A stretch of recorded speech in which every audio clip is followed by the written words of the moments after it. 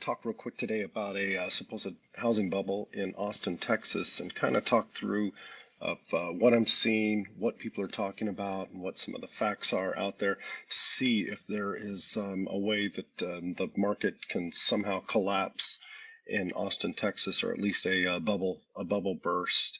So we're just kind of going over numbers here, and I thought I would just get out to get you a few of these. I'm pulling some information here from our blog at realtyaustin.com, and it says here the Austin housing market is showing signs of life this spring. This is per February with the last numbers we've had. Pending sales are holding steady or beginning to rise in and around the greater Austin area. Additionally, monthly inventory levels have risen year over year to 2.5 months, providing buyers with more options as they navigate the market. However, months of inventory have declined in recent months from their high of 3.2 months in October of 22. So inventory is already getting tighter, but compared to last year when we had about 4.4 months of inventory on hand, we've got quite a bit more on hand now.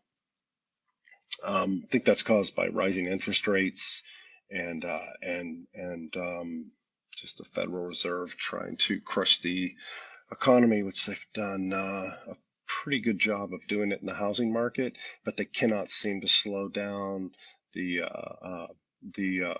general economy like it seems like they want to do.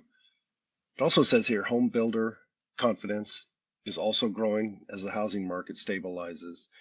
As the CEO of the Home Builders Association of Greater Austin noted that builders have a renewed sense of optimism in the direction the market's heading, evidenced by fewer contract cancellations and minimized supply shortages. I've been hearing that around town as well.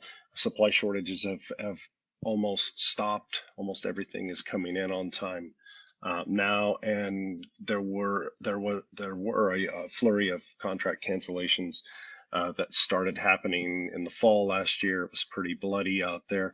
All of that is starting to stop as I think folks get used to the new interest rates and where these interest rates may be sitting for quite a long time. In here it also says, so what happened to the Austin housing market in February of 23? Let's take a look. Number of homes for sale increased in Austin year over year, driven by homes sitting on the market. It went to 499%. The average days on the market increased to 84 days, up by 55 days compared to a year ago. It's a lot of numbers in here. I don't want to bore you too much. Number of homes under contract fell by 9% compared to a year ago, but are currently holding steady week over week, although January to February of 23 saw a slight 4% decrease in contracts. Pending sales are trending up in March. The number of homes sold fell by 17% compared to a year ago. However, closed sales are trending up from January through mid-March, indicating buyer activity is picking up as we head into spring. So there's that. Housing market in Austin seems to be getting a little bit tighter. I know that buyers are pretty finicky. I was also looking at population growth in Austin and just getting some numbers. It says here at the Austin Chamber of Commerce that nearly 43% of the region's population is in the peak working years between the ages of 18 to 44, compared to 36% nationally. So it's 43% here, 36% nationally. And the median age of the Austin Metro is 3 years younger than the national median, is 35.8 here and 38.8 across nationally. So one thing about Austin is its population distribution as of 2021. It says here Austin's population of folks who are from 25 to 44 years old. So I'm going to put the millennials in the middle of that, right? From 30 to 40. And it's 33% in Austin, Texas. So like a third of our population is millennial, so to speak. In Texas, it's about 28%. Nationally, it's about 26% by population. I know numbers that are out there kind of fluctuate, but but we're seeing that there are about 80 million millennials that are coming into life changes at this moment. They're about 30 to 40 years old. They're moving to the suburbs, moving into different homes, bigger homes, having children, looking for better school systems for their children. And what I see is shrinking inventory happening across the country. It's definitely happening here in the long run. And I do see housing prices continuing to rise in the Austin, Texas area as we move forward in the next few years.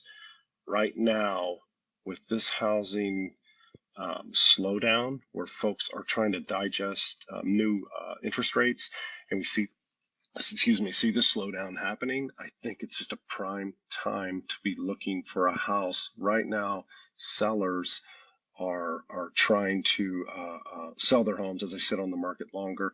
They're willing to pay closing costs and do whatever they can to get that house under contract. There are also a lot of programs out there that are helping buyers out that we haven't seen in a long time because of just the fury of the market and the home prices going up so fast. And those are down payment assistance and interest rate buy downs by the sellers, helping out those buyers to get into their homes. These things we haven't seen in a couple of years because the housing market was so strong. And make no mistake, we're still in a strong seller's market. It's not even quite neutral yet. It's pretty close. But as we go into the seasonality of the year and we go into spring, I can see the Austin housing market going higher. This whole year will probably be pretty good, and probably be a lot of work for us realtors to put deals together. But I do see opportunities for buyers out there. And hey, I appreciate you watching this. If you would like and subscribe, that'd be fantastic. Make any comments down below of what you think of the Austin housing market and the economy in general. I'd really appreciate it.